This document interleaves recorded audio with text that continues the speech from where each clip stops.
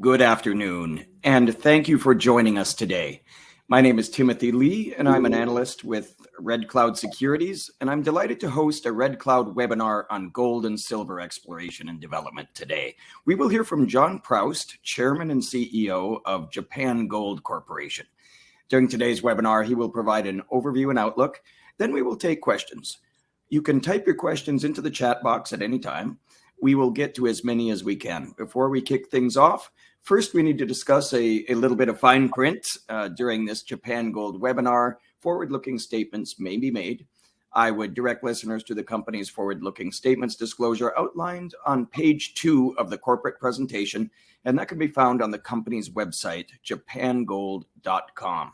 For Red Cloud Securities, Inc., I would highlight that this webinar is for information purposes only. It should not be considered a solicitation or recommendation to buy or sell securities.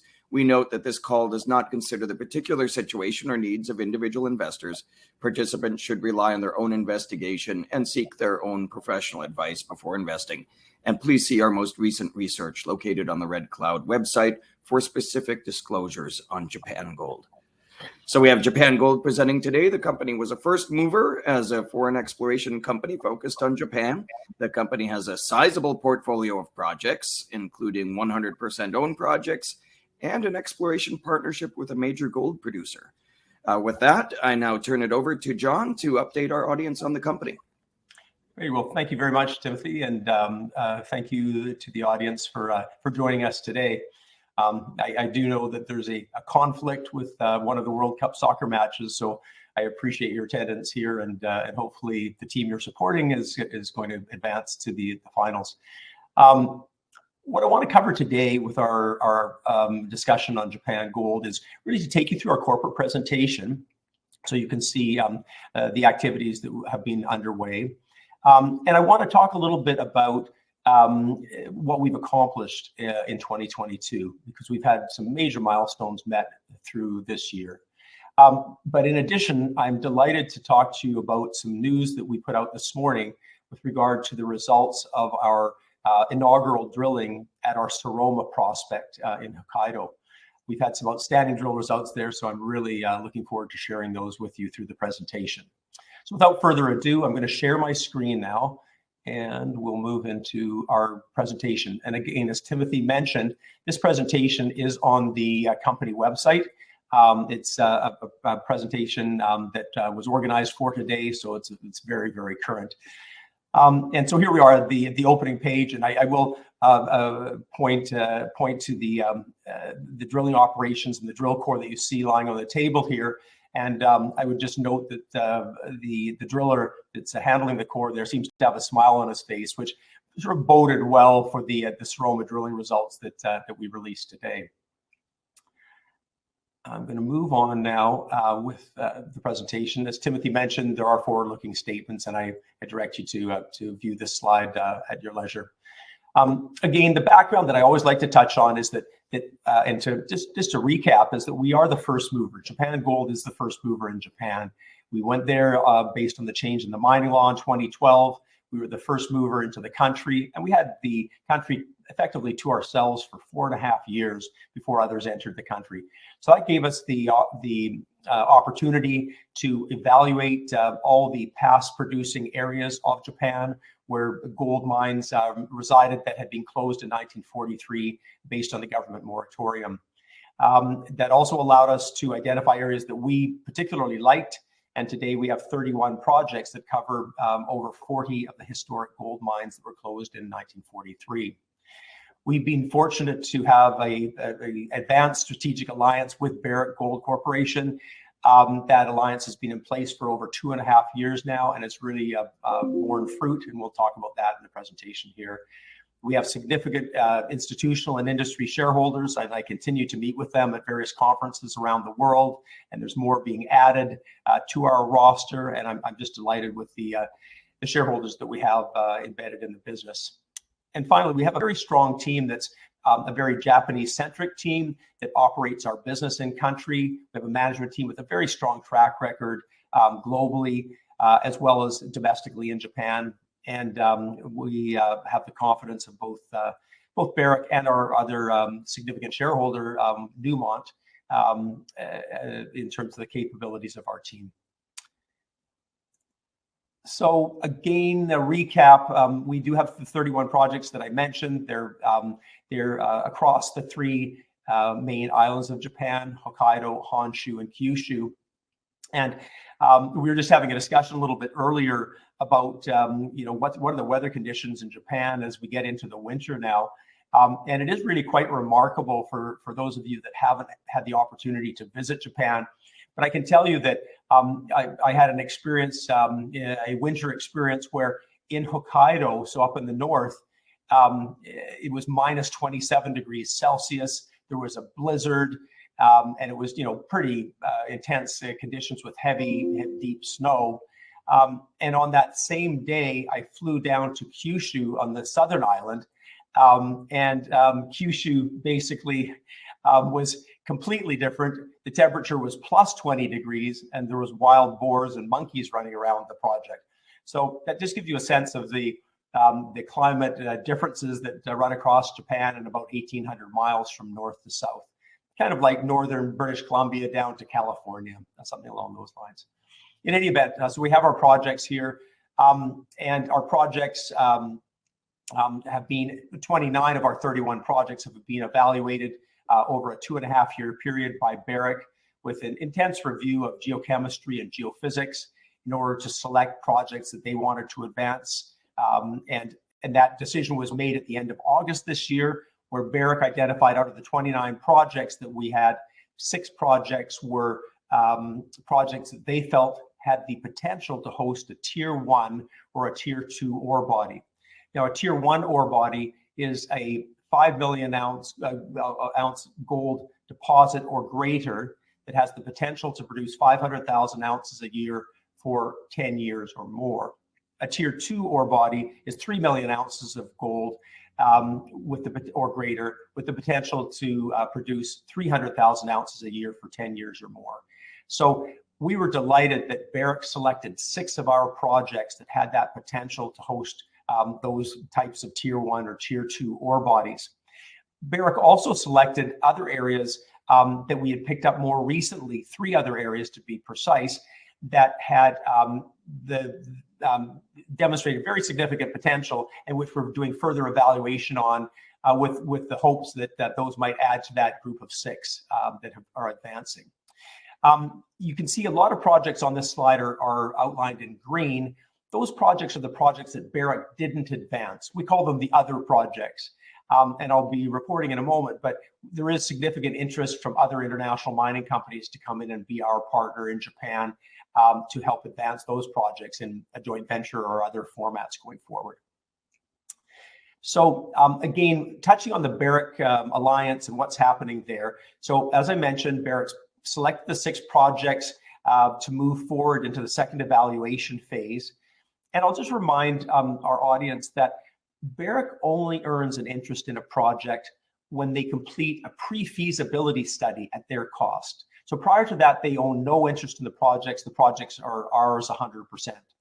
When they get to a completion of a pre-feasibility study, then they earn a 51% interest in that project. And then when they go on further and complete a bankable feasibility study at their cost, that's when they can increase up to a 75% stake in the project.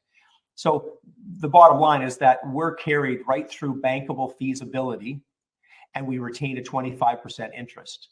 And at that point, we would have to fund our 25% portion of building a mine. But again, that's why we've embedded a very important set of shareholders in our company that have the capability to provide that capital should we get to that point with Barrick or any of our other potential partners. So again, we've touched on the 6 projects selected. This slide is a little bit dated only to the point where Barrick has spent approximately $10 million in the initial evaluation phase up to where we are now. So Barrick has committed significant dollars to look at those 29 projects. And the good news is that we're the beneficiary of the information that we have gained over the last 2.5 years on the projects that Barrick isn't advancing. And so that allows us to market those projects to other third parties in an advanced format, having gone through the Barrick review. So we're very fortunate that Barrick has spent significant dollars. We, Japan Gold, are the operator. So of course, we're intimately familiar with all 31 projects, having completed the work for Barrick on the 29 projects, and then the work on the other 2 projects under our other arrangement. And so, we're getting nothing but experience with our team as our team grows and expands through the country.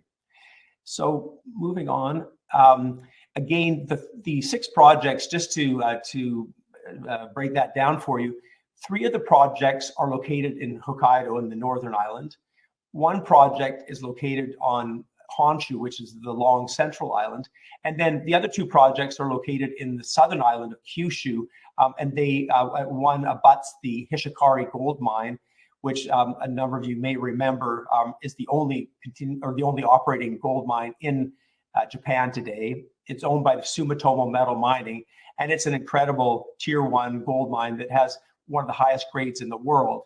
So that mine has mined since 1985 over 8 million ounces of gold at an average grade of 30 to 40 grams per ton, when the average global grade is about 7 grams per ton in a high-grade gold mine. They have a very, very low all-in sustaining cost, and they still have of approximately $500 an ounce, and they have approximately 5 million ounces of reserves remaining. So it's an incredible endowment of 13 million ounces. And we're in Japan, obviously, to try and identify similar types of ore bodies. And that's why Barrick is there. That's why Newmont is there. And that's why others are coming. So just quickly to review the projects that Barrick selected. We're up in the northern island of Hokkaido right now. And you can see from the small inset photo, we're sort of in northeastern Hokkaido. And then this is one of the most prolific gold provinces in Japan, one of 2. And all the projects that you see outlined here on this slide are our projects, the Japan Gold projects. The 3 that are outlined in red are the 3 projects that were selected by Barrick to advance, that have the potential to host a tier 1 or tier 2 ore body. And then more recently, we picked up the ground between the Ibetsu and Tenru project. It's outlined in blue, and that's an area that's under further evaluation by Barrick to hopefully, add to the selection of 6 that were initially put in place. The green projects are the projects that Barrick didn't select, and the light blue project is the one project in this area that's outside the Barrick Alliance that Newmont has the right of first refusal to be the joint venture partner on. So this is a project that we're going to talk about in a moment, and where our outstanding drilling results from this morning have come from. This is the Ikutahara Project, and we've been drilling 3 significant prospects on that project this year. So we'll come back to that in a moment. We'll move on now to the next slide. So we're still in Hokkaido, but we've moved, instead of the northeast, we've now moved to the southwest. And there we just have a couple of projects. We have one that's called the Buho project that has actually 4 blocks of ground.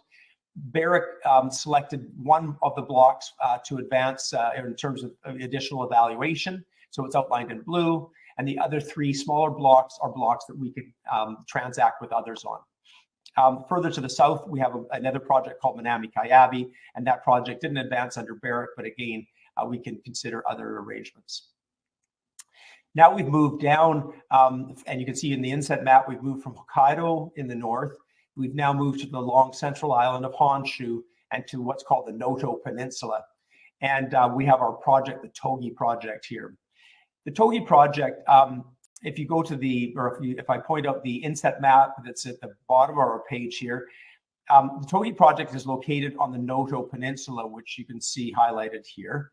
And it's adjacent to an island called Sado Island, which is an island that hosts the Sado gold mine, which is closed now. But that mine was the 2nd largest past producing mine in Japan. And we see similarities, geological similarities between the Sado mine and the Noto Peninsula. And so we picked up an area, and you can see now on the main map, this red area that was an abandoned gold field that had been identified in the early 1900s. It's about 8 kilometers from the southwest to the northeast and about 4 kilometers in the other direction. So we picked that up. It has actually 2 historic mines, one at the south and one that's not on this map, but where my cursor is currently pointing.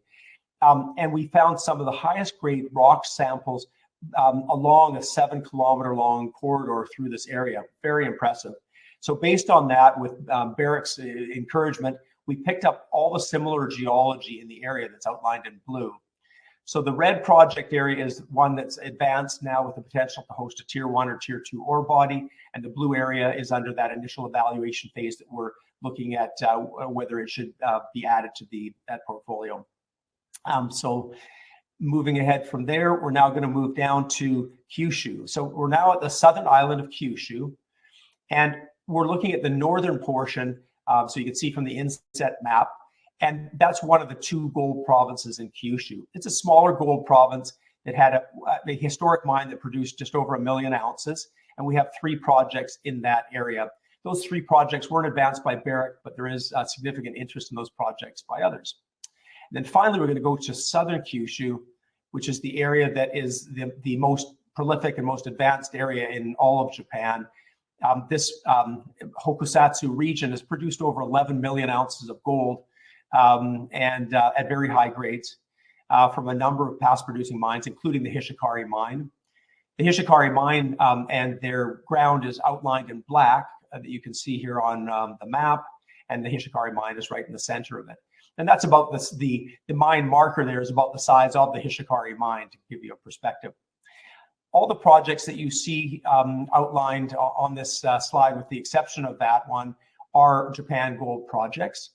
The 2 that are in red are the ones that Barrick selected to go forward, one immediately adjacent to the north, the Abino project, and one directly to this, or further to the south, the Mizobe project. Both of these projects, since the Barrick Alliance selection of these projects, have had significant work. We've completed geophysical surveys, IP surveys, across a very important area of Mizobe. And that's being done now. And we're just going through the final permitting process to get ready for our inaugural Barrick drilling program, which should happen at the end of January. So we're really looking forward to that. With regard to the Abino project, we've just done a significant IP survey there, and we're identifying our drill targets on that project as well.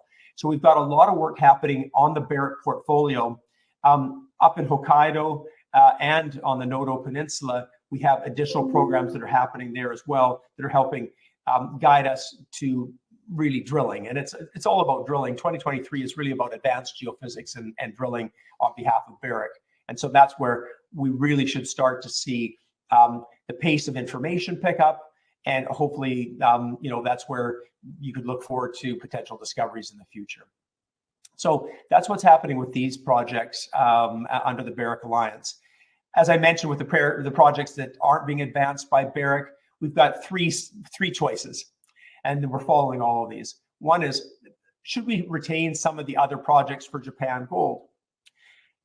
The second one is, some companies have expressed an interest in perhaps buying projects from us. So we could sell, a couple of projects. We could consider adding that capital to our treasury.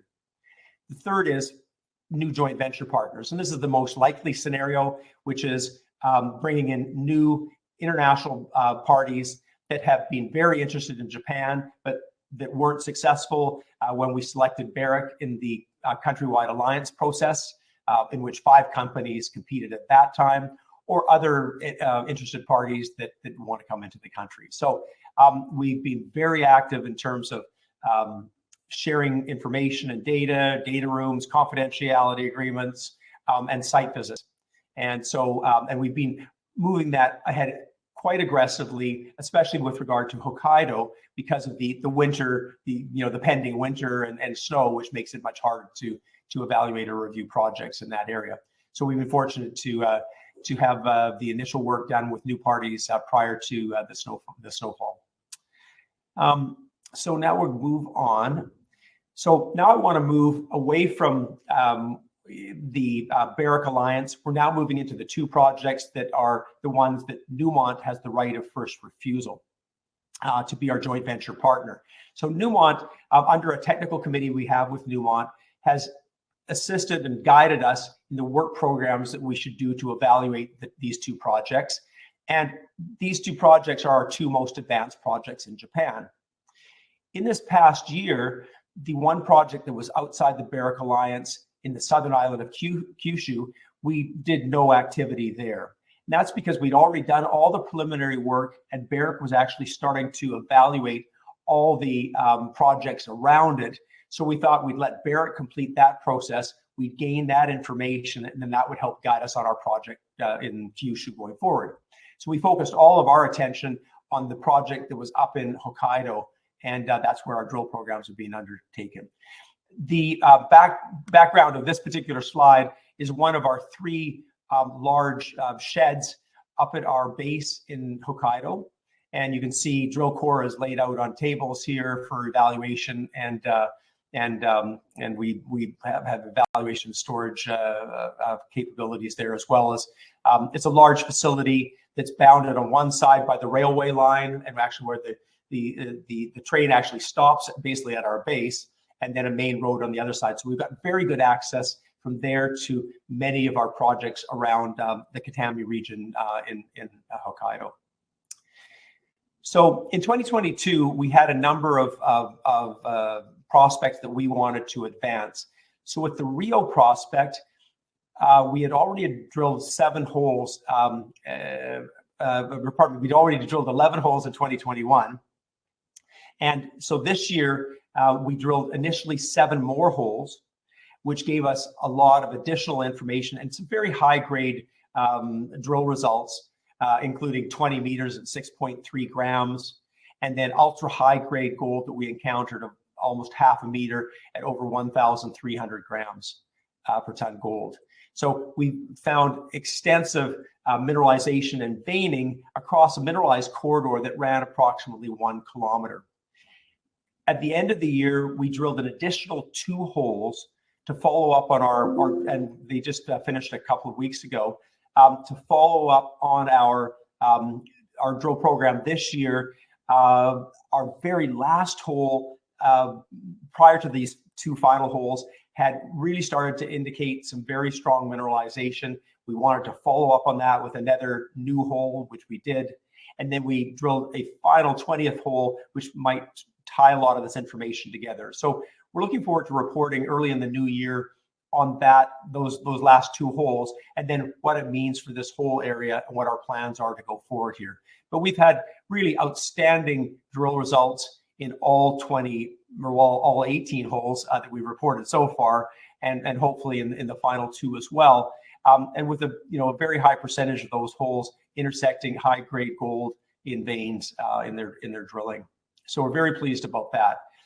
Then, as we reported today, we went to the Seroma Valley, and originally we drilled 4 drill holes, but we liked what we saw so much visually just on the drill holes and the core that we were bringing out, that we decided to go on and drill an additional 2 holes, and those 6 holes were the ones that were released today. And I'm going to go through that information in more detail in a moment. And then also we went to our Kitano East prospect, and we drilled 3 700-meter deep holes as we were starting to vector in on where the upflow zone would be on that project or that prospect that would have brought gold up to the surface, because there was significant surface disturbance historically there with significant grade and amounts of gold. So it had to come from deeper in the earth. And so our job is to try and find what's the pathway that's brought that gold up to the surface, because that's where there may be larger accumulations of gold. So those drill holes should be again reported early in the new year. They're at the lab, the ALS lab in North Vancouver, and are currently being assayed now. So I'm going to move on with a little bit more detail here. So here we are at the Ikutahara Project. Many of you may have seen this slide before, but just as a quick recap, the map basically shows you, it's a geological map. So the blue color is the older basement, deeper basement rocks. The buff colored areas are the intermediate layer, or the rhyolites. And then the yellowish or mustard color are the volcanics. Those are the younger rocks that sit on top. So you've got volcanics, intermediate, basement. And in this area, gold mines, historic gold mines, have been found in all three of those different levels. Now, what you're seeing on this Ikutahara project, the first important takeaway is that there are 20 historic mine markings across the project, which are all mines that were closed in 1943 and have never reopened since the Second World War. And there's been no exploration until we've really come along. And so it's been an enormously prospective and preserved area that has been available for us to evaluate. So under Newmont's guidance, we did all the preliminary work, the mapping, the geology, the geophysics, the geochemistry, and this last year, and really year and a half, has been all about now drilling the prospects that we've identified. So I spoke to you about the Ryuo prospect. So that's where we've drilled now 20 holes. We just drilled the last 2 holes, and those are yet to be reported, but it looks very, very promising. We then reported today on the Seroma prospect and our activities there, which I'll get into more detail in. And then we've also gone to the Catano area and to East Catano, where we drilled 3 holes to try and identify and vector in on the upflow or the feeder zone in that area. And those are yet to be reported. So moving on, the Ryuo prospect, just recapping in more detail what we've done there. So this is a blow up of the Ryuo mine as it looked in many respects in 1943. Whoops, sorry. The pink shaded area is the area of the intermediate rocks that basically host the quartz veins. And in 1943, this mine, and that pink area is about almost a kilometer, over 800 meters from the southwest to the northeast. So in 1943, they were mining from 5 underground areas that were producing gold. And then, of course, they were closed, and the government took the workers away to work in base metal mines and steel factories to support the war. So our drill programs basically drill underneath the old workings, because in all these prospects that we're going after, effectively, they're all low sulfidation epithermal gold prospects. And by that, and what I mean is that we are trying to identify where these epithermal systems that are the same style of system as the Hishikari gold mine, where are they, how deep are they in the earth, where do they sit, and where are we most likely to find the larger accumulations of gold. Historically, miners didn't go very deep in terms of their underground mines. They were limited by technology, equipment, and they were also limited by the fact that they would get to the water table and they didn't have the pumping capacity.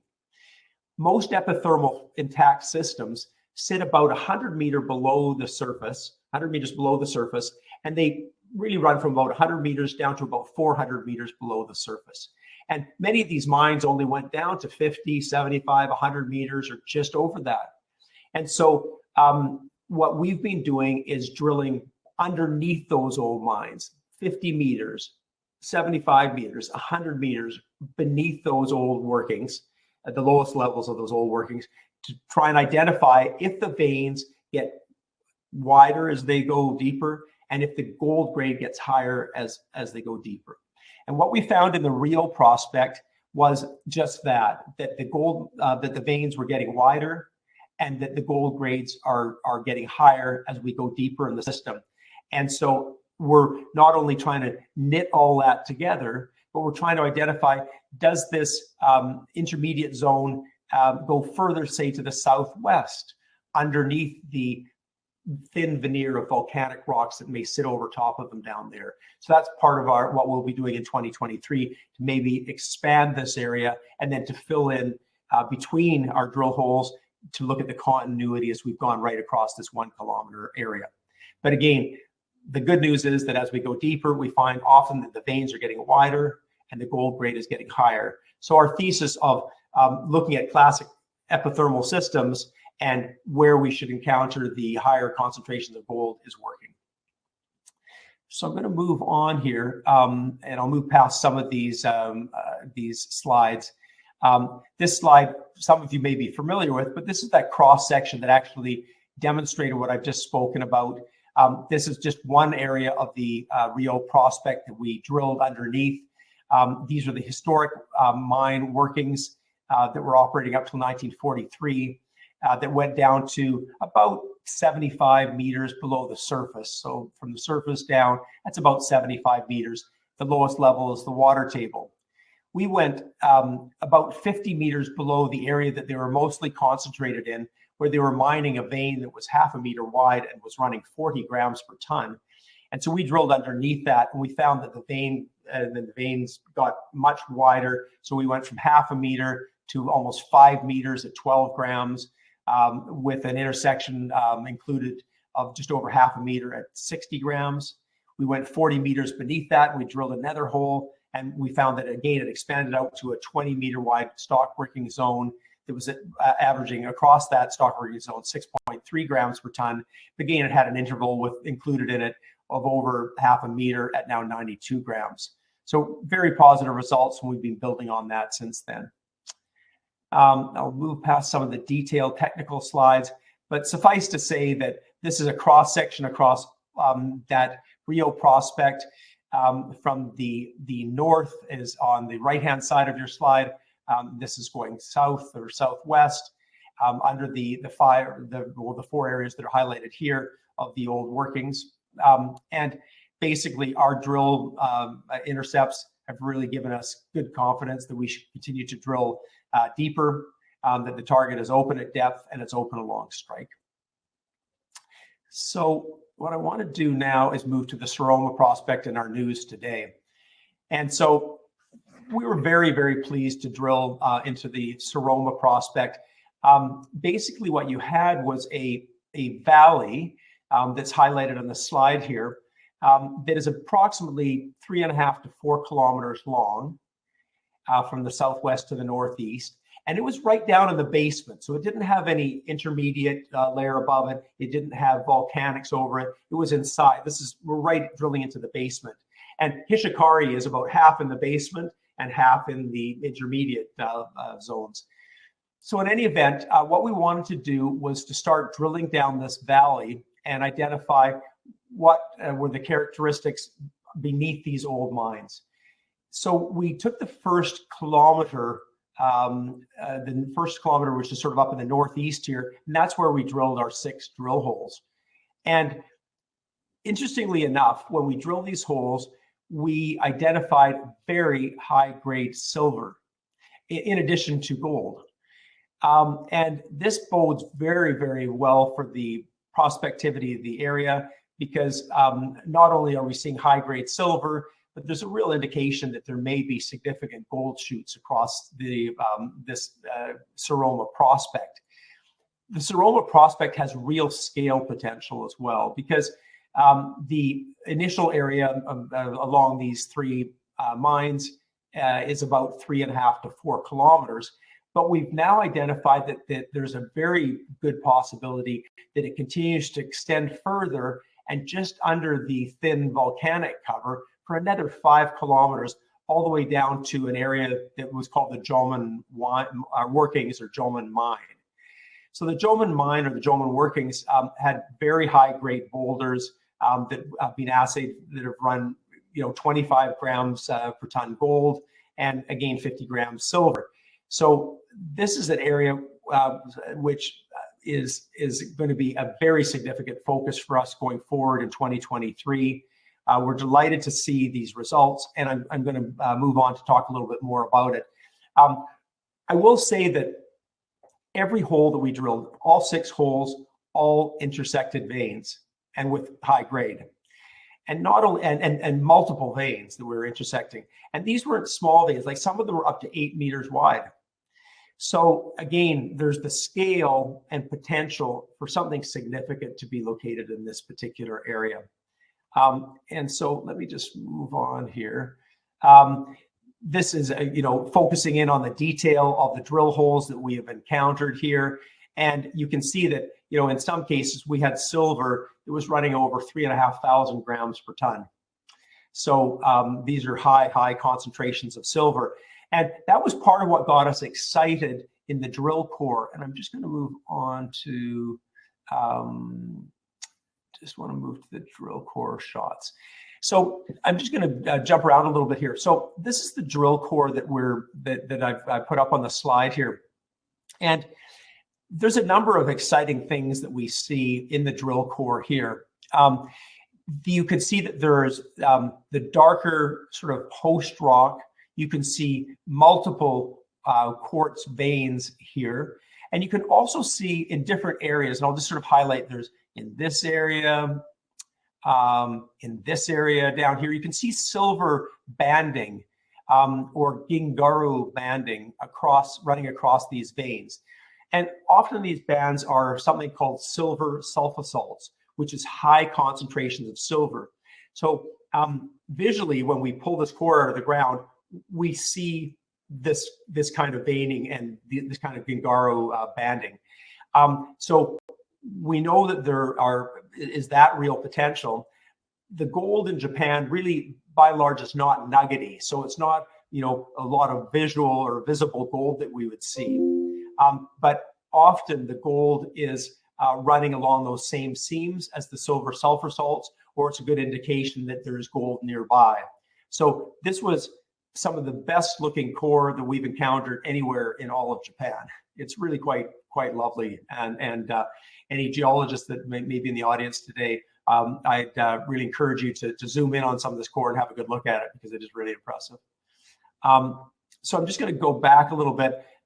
In terms of again, the kind of grades that we were seeing across our holes, the gold tenor was fairly low in terms of the intersections that we had, but it's really the attention is to the silver grades. And again, looking down at grades that are running over 1,000 grams, 1,500 grams, 3,500 grams per ton.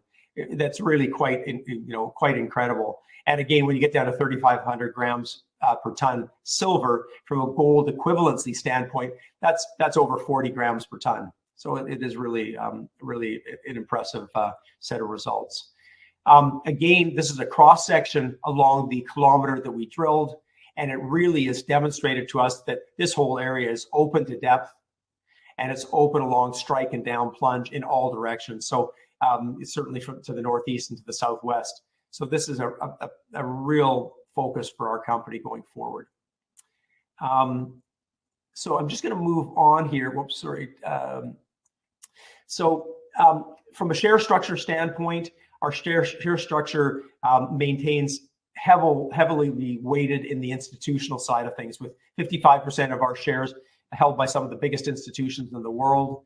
They continue to express their support and enthusiasm for our activities in Japan, and their willingness to participate in larger activities like building mines going forward, should we be required to come up with our percentage of any mine build, and with Barrick being an example.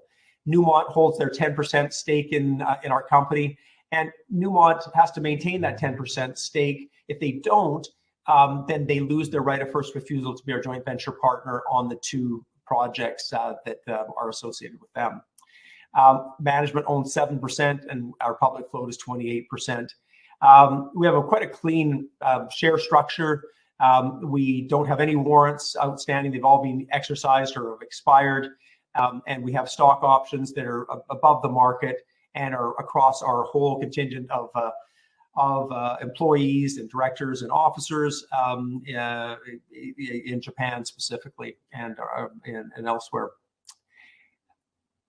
Our board of directors is very strong and diversified. We have not only myself, I'm on the board, of course, as chairman, but Ian Burney, our past ambassador, is on the board. Michael Carrick, a very strong mining industry executive, is on the board that's put a number of mines into production around the world. Mitsuhiko Yamada is our representing director in Japan, and it has been my mentor and advisor, and has been a founding director with us. Paul Harbage, a number of you may know Paul. He's been very, very active as a global geologist, first with Rand Gold, then with Gold Corp, and now with Faraday Copper. Tanika Hirsch, an international focused lawyer with Fasken Martineau in Toronto, but has been very active leading their global ESG steering committee, and has also done a number of major transactions in Japan with the large Japanese trading houses. And Murray Flanagan leads our audit committee on the finance side. We've also got a strong executive team of some very, very capable executives from Japan, led by Takashi Kuriyama from our Japanese contingent as our general manager of exploration. He was previously the head of global exploration for Sumitomo Metal Mining, and he was also on Teck Resources board of directors for 10 years. And prior to that, he was the general manager and chief geologist at the Hishikari Gold Mine. So he provides incredible advice and oversight. Yoshio Nojima leads our business activities in Japan. He had led a number of divisions of Sumitomo Corporation globally, and he was also in charge of their private equity investments around the world. Tim Sharp is part of our team as our chief geologist. He came to us from Barrick, where he was the principal geologist in Africa and the Middle East. With their support, he left Barrick and came and joined us. Vince Boone's our CFO.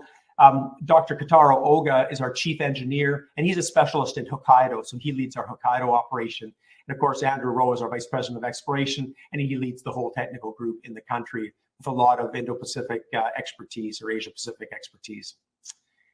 Our board of advisors is very, very capable, with Dr. Steve Garwin, world-renowned in his field as an explorationist, as an expert in not only epithermal, but porphyry mineralization as well. He's currently the chief technical advisor to Sol Gold, but was previously the chief geologist of Newmont in Nevada. Toru Tokihisa is a banker, was one of the top bankers in Japan, and for the last 15 years led the Sumitomo Corporation Mergers and Acquisitions Division.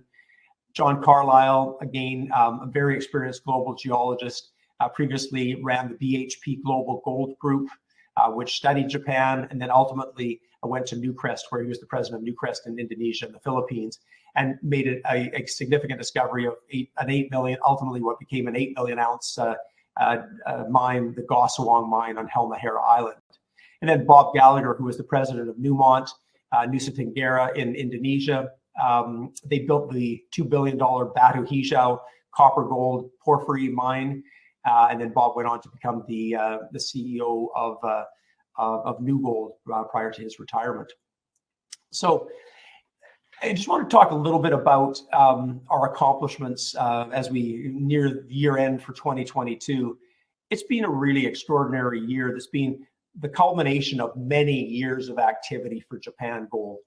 You know, we completed the Barrick evaluation of 29 projects, and an incredible task through a global pandemic where we covered over 2,100 square kilometers with geochemistry and geophysics. We had, significant trips with the Barrick technical teams into country to evaluate each project, and ultimately with the result of the 6 projects being identified with the potential to host tier 1 or tier 2 ore bodies, and 3 other areas under further study. An outstanding result, and one that we're very, very proud of.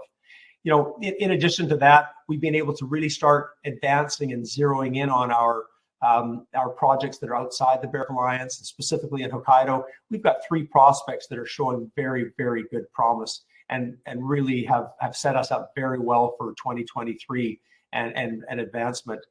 And with regard to the other project portfolio that we have, we're delighted to see the level of interest and attention that's coming from international mining companies around the world that would like to get into Japan because of its safe geopolitical jurisdiction, because of the high-grade gold mines that have been the past producers in Japan, and of course the Hishikari mine being one of the highest grade tier 1 gold mines in the world, and the fact that Japan is completely underexplored and has that potential for future discoveries of magnitude.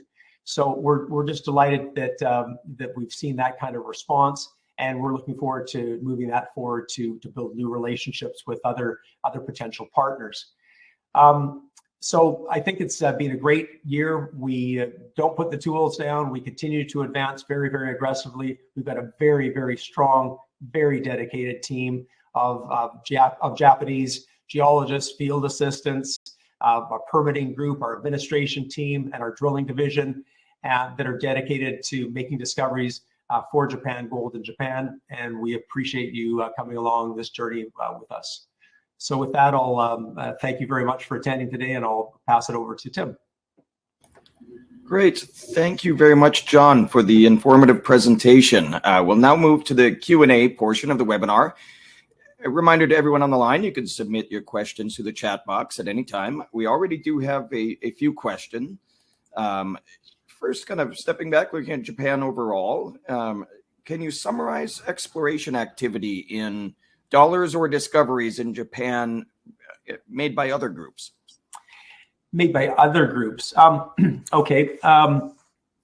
So I can give you some high level numbers and we'll go from there. Maybe I'll just stop sharing here so that we're a little larger. In terms of overall dollars spent in Japan since the mining law changed in 2012, with all companies that have come in, it's approximately $150 million has been allocated to restarting the gold mining industry in Japan. Of that, Japan Gold is $75 million. So we've committed $75 million to restart that industry in Japan. And that's with ourselves, and then I've included the Barrick evaluation as well in that $75 million. So that's sort of the bigger global overall picture. In terms of the dollars that we've spent, more recently, and again, I'm looking at Barrick and at ourselves. I would say in the last year, we've spent over $10 million evaluating projects and drilling. In just this last year alone, we've drilled not quite 10,000 meters, but we've drilled certainly over 8,000 meters on the 3 prospects. And as we do that, our drilling costs come down. Our efficiency has been absolutely top notch. It ranks right up there with our drilling division with any global drilling group in terms of our efficiency and capabilities. So we're really proud of them. Great.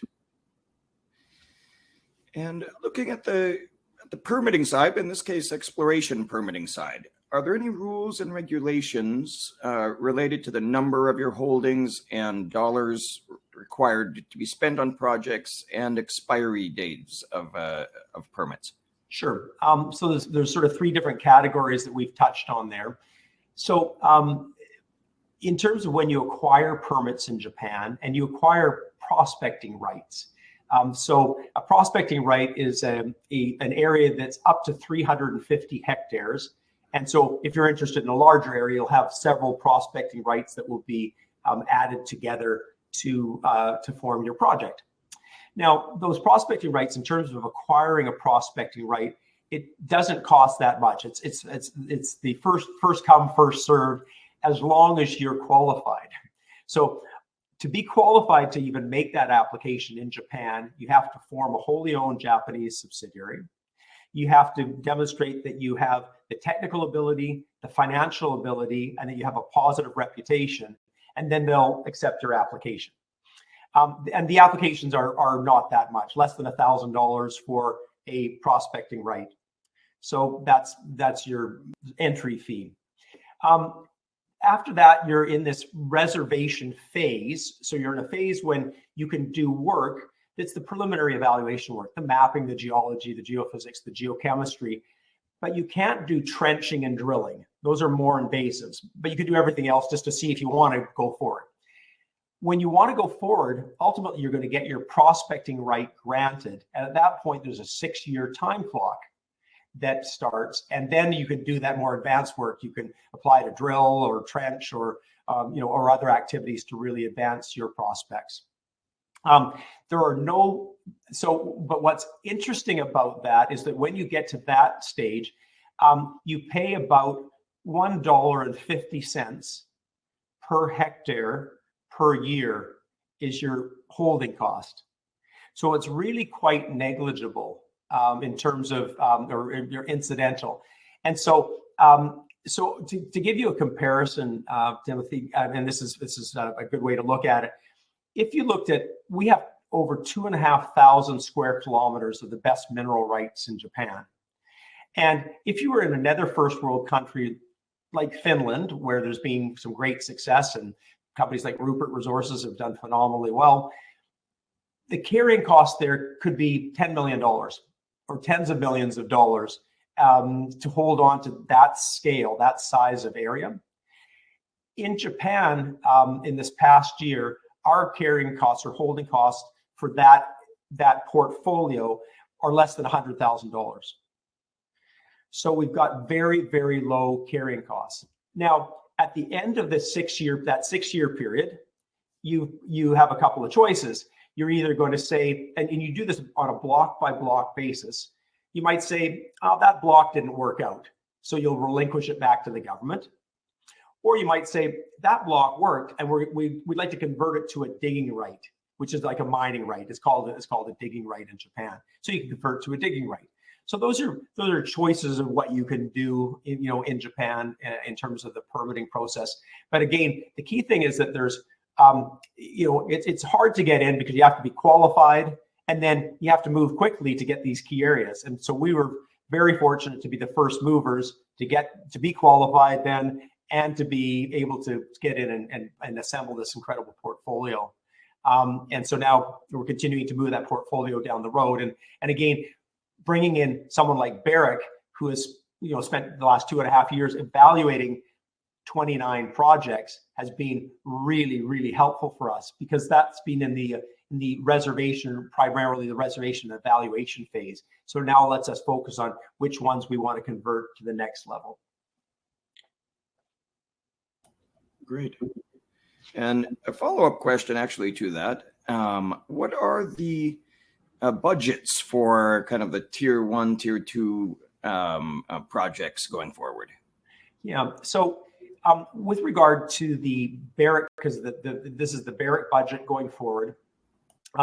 Initially, Barrick has an annual commitment, a minimum annual commitment of $4 million US. And so that budget or a variation of that budget has already been approved. And as a matter of fact, Barrick asked us today to draw down that money.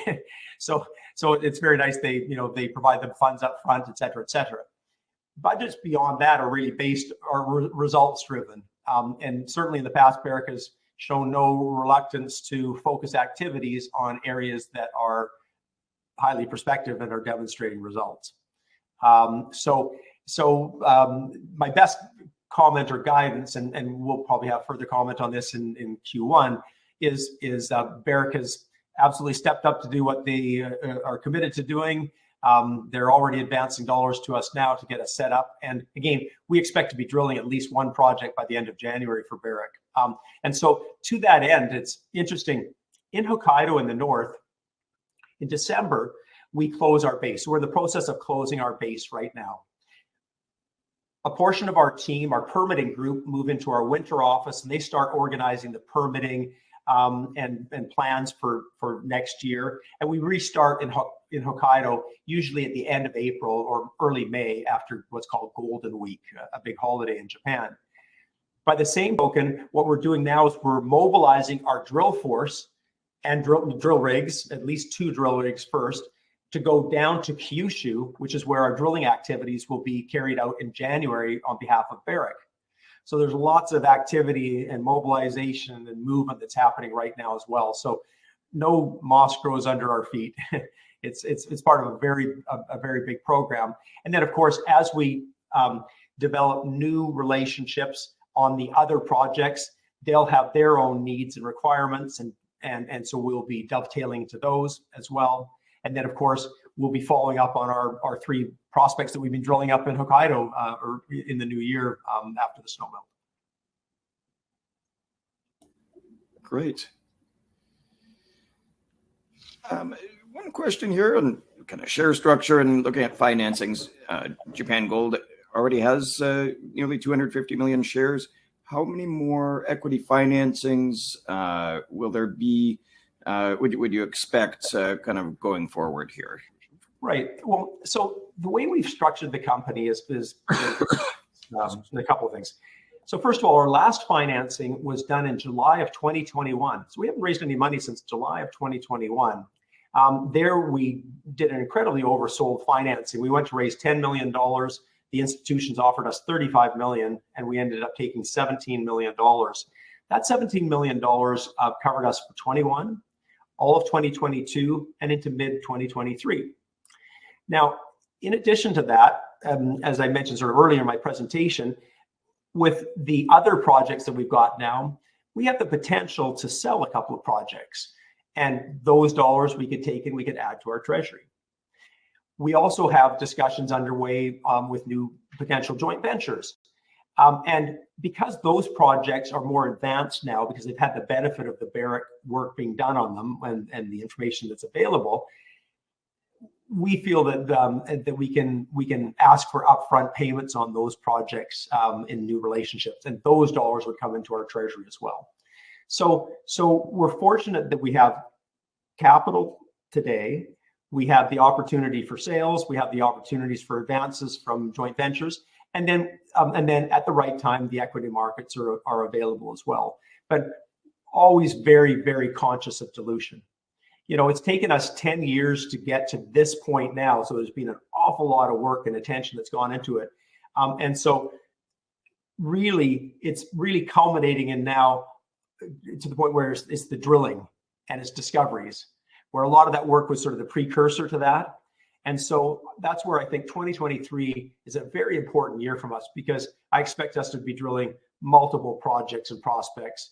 And when you look at Japan, when you look at exploration in general, the more prospects and projects that you can drill, that's where you're going to make the discovery. And we're fortunate that we've got the two biggest gold miners in the world that are technically supporting us, with Barrick and with Newmont. So if there's any likelihood of success in Japan, we think we've got it. Great. Well, I think that's all the questions we have today. I'd like to thank John Proust again for presenting today. And thank you everyone on the line for tuning in. Just a reminder that Red Cloud Securities will be back tomorrow afternoon when our webinar series continues, with Stratabound Minerals presenting Thursday, December 15th at 2 p.m. Eastern Time. Have a great rest of your day.